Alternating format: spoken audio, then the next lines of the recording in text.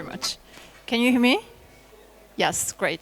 So thank you very much for staying here for this presentation. We'll make it fun, and we're also trying to make it interesting for you.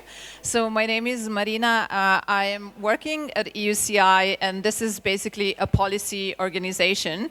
We have been talking to regulators for the last 4 or 5 years, specifically in Brussels, but previously to that, Florian and with the other co-founder Simone, also in our specific member states. So since the inception of blockchain and crypto, I could say, we've been discussing with the regulators and seeing those changes happening. So we're going to basically show you a little bit of history, what happened, but also to see how can we fund this very important activity in the future. Perfect. All right, so we're going to be switching back and forth, doing like different slides. So the state of crypto advocacy in the last decade of crypto is well described by this hopefully somewhat funny meme. The builders that sort of we were, dragging along as these grassroots advocacy organizations throughout Europe and the US, making sure that Bitcoin proof of work doesn't get banned and self-custodial wallets don't get banned. The builders were really focused on all these new DeFi primitives the whole time, and we felt quite neglected, I would say, for the last 10 years. And we were choosing actually to have this talk today as a form of therapy, to share with you the frustrations of trying to have builders be interested in public policy work. And I love that this room is as empty as it is now, because it just shows the reality. It's literally nobody cares, while at the same time, it's actually so important for this industry. So hopefully, those of you that are here, I hope that you will have some takeaways. So just to also account for the text down there, public policy initiatives in crypto 10 years, after Ethereum's birth, are still structurally underfunded, they are uncoordinated, and they are still way too grassroots compared to the significance of what we are doing. It's like hard to actually it's crazy.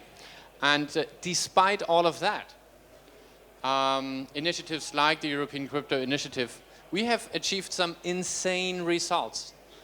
It's unproportionally impactful compared to how under-resourced we are. And there's actually a whole point to that thing that I will touch upon in later slides. But Marina, also, I think you want to...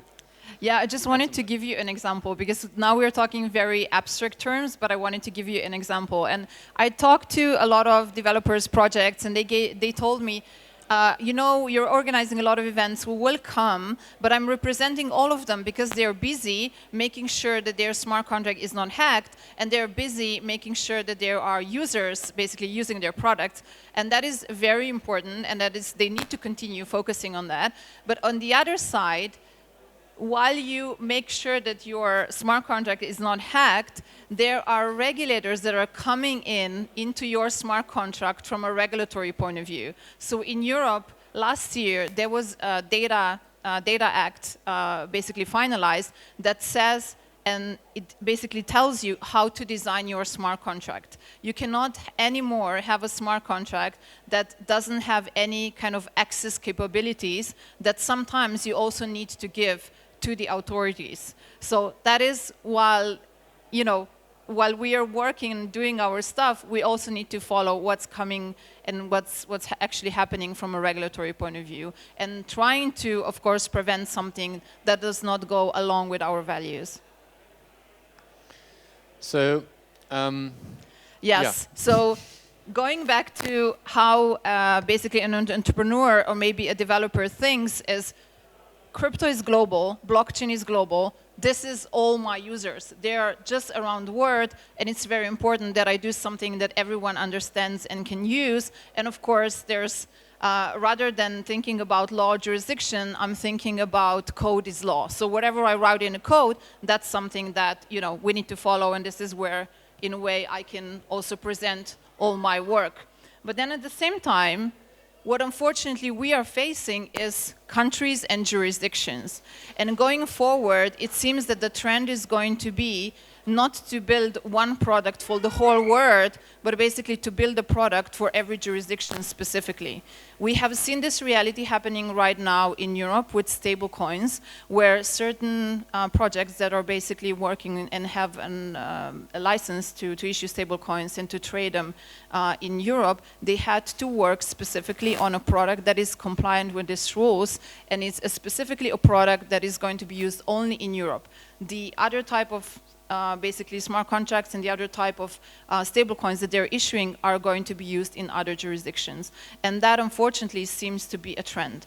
So whenever we're thinking also about advocacy and regulation, we need to think, okay, if we fund a specific advocacy group, where is this group working? Is it working in a specific jurisdiction? So that jurisdiction is going to be covered, and that also means that you have a high chance that your product is going to be basically not prohibited in that jurisdiction, or at least available to that jurisdiction.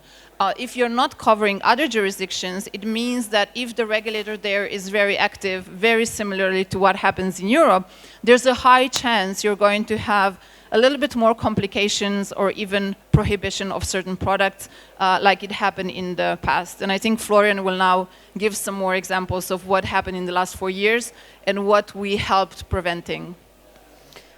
So some examples. So I was talking about, surprisingly, despite all this, tragedy of the commons type, structural neglect of our work, we had some incredible wins. I just want to share them with you. We excluded all of DeFi and other decentralized use cases from this new European regulation on crypto. So if you're running a decentralized stablecoin project in Europe, or if you're running a decentralized exchange and you want to access European markets, you can now still do that if you are truly decentralized. If you're not truly decentralized, going forward, you will have to comply with a lot of rules. But if you're actually a decentralized project, there is now a chance for you to actually exist fully legitimately outside of this new regulatory framework. And that is an insane win for the space. It's in recital 22 of the MiCA regulation. There are other things we did, like preventing the ban of proof of work for environmental concerns. We prevented the ban of self-custodial wallets and forced the regulator to give up the terminology of an unhosted wallet. And we really hated this concept of an unhosted wallet because it sounded like the natural state of a wallet is that it's hosted with, I don't know, a bank, which is exactly the wrong mindset that we want to get rid of. And then, if you look at someone like Coin Center, they've obviously done amazing stuff in the US, but admittedly they had, celebrities like Jack Dorsey give them, a couple of million in funding, which as a European organization, we unfortunately don't have successful tech entrepreneurs that could give us millions, but that's a different problem. The MiCA example is interesting, and I want to walk through it with you for a particular reason. So in 2020, the European Commission drafted and published a draft for a new law that would regulate all of crypto in Europe and have a global impact because, wherever you are on the planet, just like our privacy regulation in Europe, you effectively have to comply with this piece of law. And there was no mention of decentralized use cases, anything in that piece of law. And so Marina, me, and Simon from France, we were all running national advocacy organizations in Europe at the time. We banded together and said, you know what, we have nothing in terms of infrastructure in Brussels, but let's try, just by speaking our truth, in a sense, to these regulators, try to convince them that they have overlooked this very small but very sort of interesting thing called DeFi and the other sort of D use cases. It started off with a workshop that had over 100 members of parliament and members of the European Council attending, where we explained for over 2 hours how DeFi works compared to CeFi. What is the difference between Coinbase and Uniswap? We explained that over like 2 hours to these people. They stayed. Over 100 people stayed for 2 hours in a Zoom call. That's like unheard of. And there were many interventions in between, but then in December 2020, we started an insane phase of daily calls with members of parliament and members of the European Council to really hone in on specific policy problems in MiCA, like really like paragraph per paragraph, saying this formulation is wrong, this needs to go out, this is impractical, there needs to be something added. And then it all ended sort of with a final intervention with the European Commission in, I think it was early 2022, a final intervention with the Commission, which then led to the introduction of this big exclusion of DeFi in MiCA. And yeah, so that was us. This was just literally 3 people. And as grassroots as you could possibly be. And that's all the meetings we just had from January to May 2021. You can see these are all different countries, and each entry represents like 10 people that you then follow up with. You send documents. It's like insane what you do. That's just a slide that summarizes some key interventions we did with the Commission specifically, because they are sort of the most rational agent in this whole European framework that is sort of most sort of interested in the subject matter itself, as opposed to political agendas. And so why were we so insanely successful despite having nothing in terms of influence or a reputation in Brussels? And to me, I would boil it down to this Venn diagram, which is that in the EU institutions, you have like 2 kinds of players, like careerists who literally don't care about subject matter issues, and people who are in there because they are idealistic and they want to make the world better. And in the lobby space, it's the same. You have careerists who don't care what they lobby for. They would lobby for Coca-Cola, Nike, and Facebook, right? And then you have people who are actually sort of, you know, like us. We're not lobbyists, we do advocacy. It's somehow not the same, although we fight for policy outcomes like lobbyists. And what we were able to do is we were able to find people that were honest players like us that were actually interested in the fact that what crypto means and that DeFi is a real thing and all the potential in it. And I think this explains why grassroots is so powerful. Marina, now I think it's your turn too.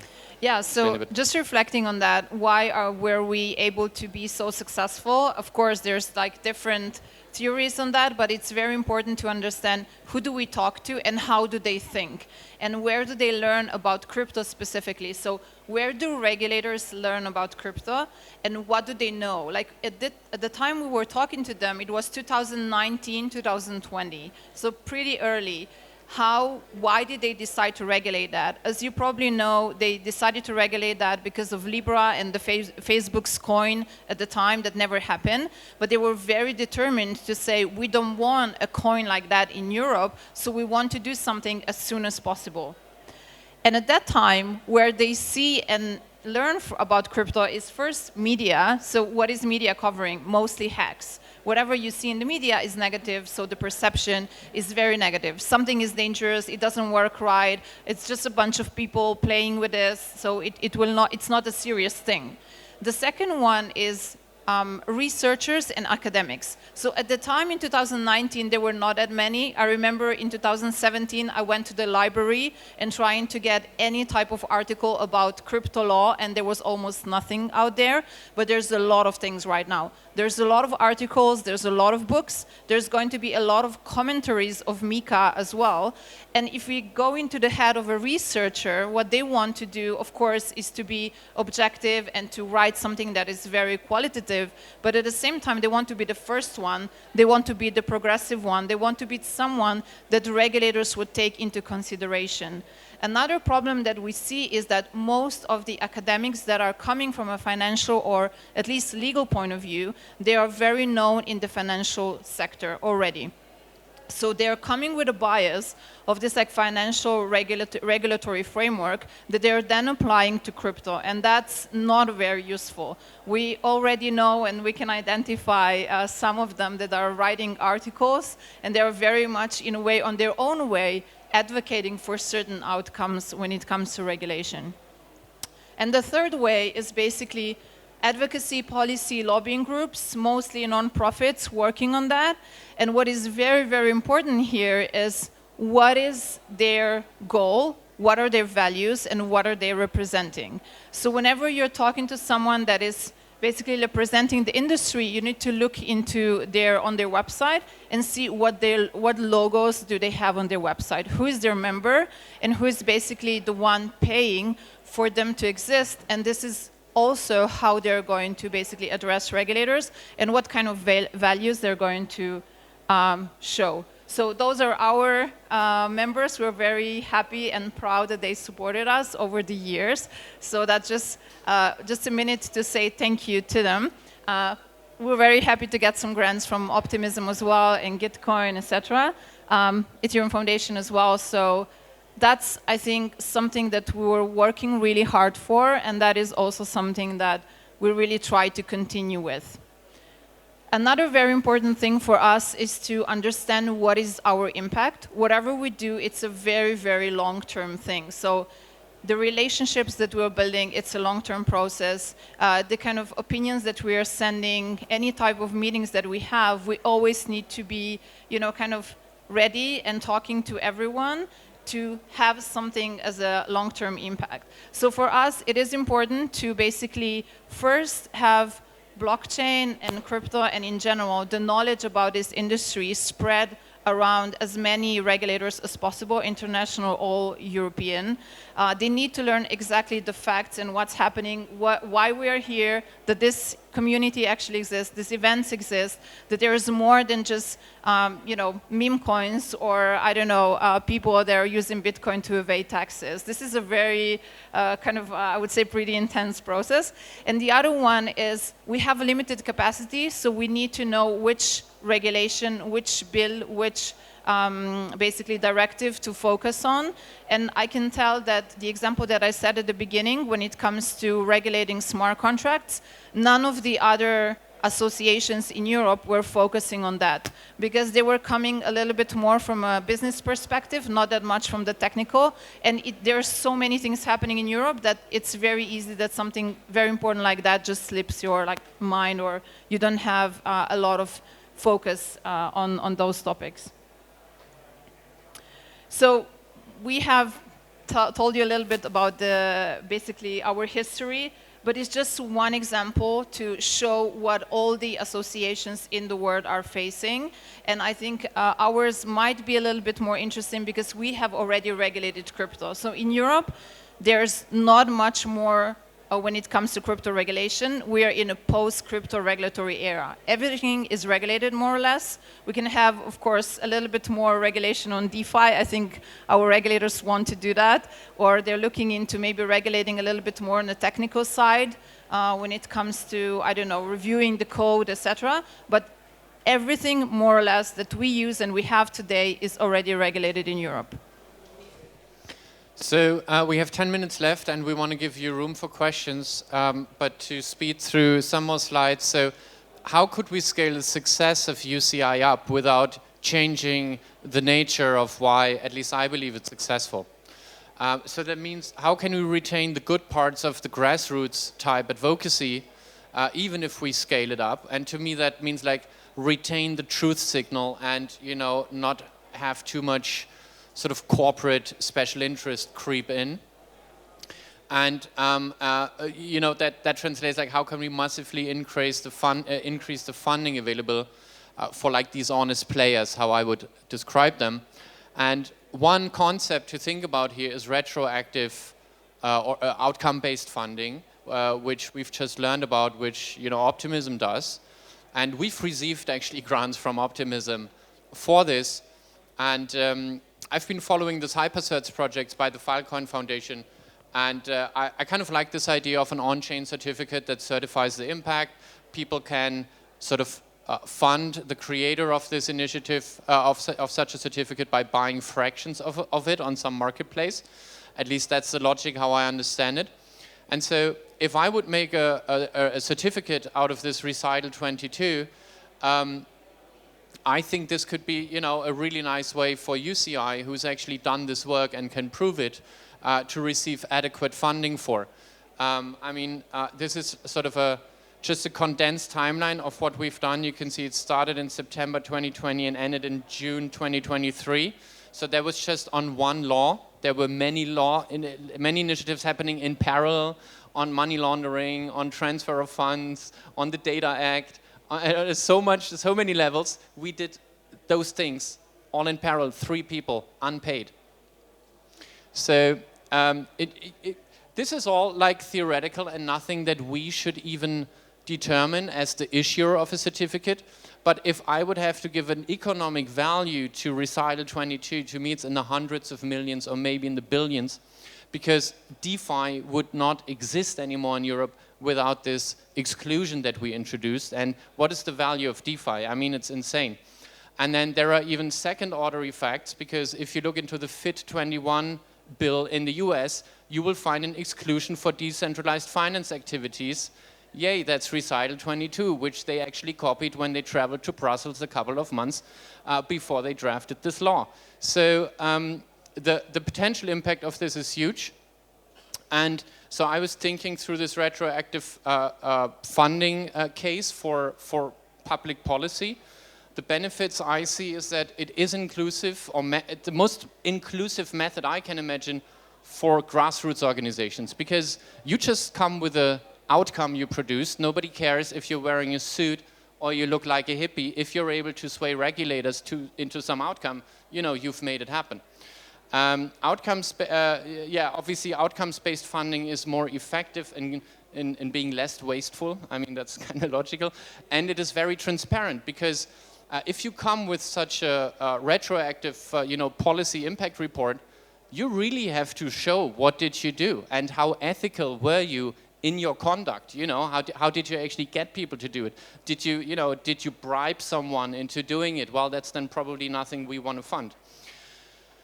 Some of the feedback, though, that I got, which I think is worth considering also, is that, well, if you're going that route, you are financializing political impact, and people outside of crypto might actually just consider that another proof point why crypto is cancer to society and should be eradicated. You know, it's like, I don't know, right? So I can't give the answer here. What I want to sort of, and obviously there are maybe alternatives, like a meme coin for for public policy, or whales stepping up more, or whatever.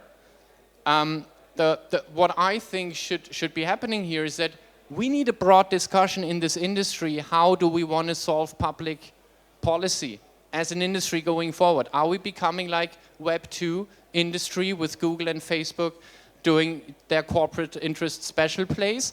Or are we acting like a decentralized ecosystem that focuses on public goods and funds organizations like EUCI? I mean, we need to stop pretending this isn't a topic that matters, and we should have a proactive discussion where people can, where we can form an opinion as an industry. And I think we need to solve this coordination crisis around funding public policy work, because up until today, I would say many are not interested in engaging at all with regulators. They think we don't need them. Others are scared of engaging with regulators. They think if they talk to them, they will look into their companies and put them all into jail. Others are committing something, but it's too little and too late, and it doesn't allow an organization for EUCI to run sort of like a normal organization would have to, with a financial planning horizon. And many are not even aware of what's happening, but they like to complain on Twitter, which is honestly the worst. Maybe just adding a little bit here as well. Just thinking about like why this is important and why not other types of funding as well. So if you have an hour with someone from the European Commission and they don't have much time, what are you going to communicate in that hour? Are you going to basically present the interests of a big crypto exchange that is a centralized entity that is now, by the way, also regulated in Europe? So, they have their own specific interests. Are you going to communicate something that is important to a layer one? So you're going to basically communicate that they should not really over-regulate staking or MEV or something similar? Are you going to talk about any type of community grants, initiatives, or anything like this? So like, that's why it's very important, because we need to be very precise and sophisticated in our communication, and we need to understand, again, what are the values that we are in a way conducting and sharing with regulators, and where do we want to be as a society.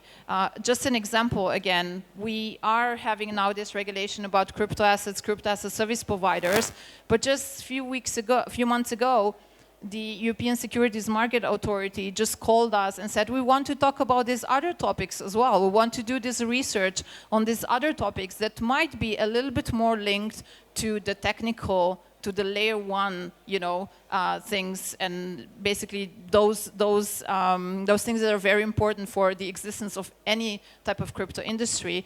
And they hear different things and different, I would say, wording and terminology that we're using that is probably coming from the traditional finance as well. So we're just helping them with this terminology to think about, oh, yeah, I should go the traditional finance route and regulate it in that way. It's not really something specific or different or very technical. So this is just to basically show a little bit how complicated these things are, and hopefully just to give you a little bit of a thought about, what we're doing and how the future would look like. Thank you very much. Yeah.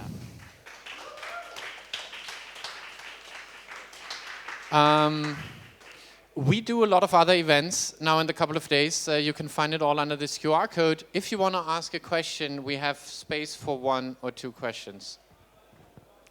Nidhi. I just want to say I'm a big fan of what you do, and I truly appreciate what you guys are doing, because I feel that Web3 has a lot to do in this particular sector of interfacing with government. I was just speaking with some other people at another panel. We have focused as an industry on NGOs and community organizations, which is great and it's a valuable skill, but that skill is different from interfacing with governments. Like you mentioned just now, you have 1 hour with these people. They have like 0 time for you. You have to be very precise, and it's just a different type of skill. So one of the things I have been also thinking about is how do we in the Web3 industry develop this skill in people. And because I've been attending these pop-up cities, and there is a long history of how pop-up cities came into being, and it comes from pop-up urbanism, which was a very grassroots way of the citizens interacting with government. So when we use pop-up in Web3, that means by default, we are interacting with governments. So do you feel that we could in some way leverage this pop-up city movement to our advantage with people like you who have had the experience at this scale, and use that pop-up cities and that platform as a sort of, to sort of build the skill, and at least start thinking about it. So that's just one of the questions. But thank you so much for the comment. Actually, you can, short-term answer is you can do that on Tuesday at DevCon. We're leading a workshop. It's called Bridging the Gap, How to Effectively Talk to Regulators. It's at 4 p.m. afternoon. But yeah, long-term, definitely. Thank you so much, everyone.